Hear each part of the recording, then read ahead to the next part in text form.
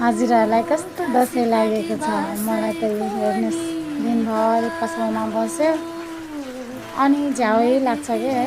खाजा पनि के खाने भोक लाग्दाखेरि जस्तो भएर चाहिँ मैले चाहिँ अनि टक्क सोचेँ होइन करेन्ट आफ्नै पसलमा छ करेन्ट चाहिँ अब सुकुटी त झन् अब दसैँको बेलामा आफ्नै घर होइन सुकाएर राखेको थिएँ जुन चाहिँ मैले काटेर एकदम चाउचाउलाई उसिनेर झटपट के एकदम झटपट बनाएर होइन टक्कसँगले अनि खाजा बनाएर खाएको।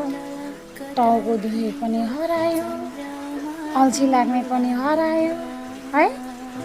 अनि म त त्यसपछि खाइसकेर होइन अनि फेरि पिरो भयो कि मलाई चाहिँ एउटा करेन्टले फेरि एकदम इनफ हुन्छ कि खाएर वाक्कै आउनु खोज्छ कि अनि टन्न भयो है। अनि पिरोले फेरि झन्डै के झन्डै अनि एउटा लिची जुस फेरि आफ्नै पसलबाट निकालेर सट्ट खाएँ, घुट खाएँ होइन।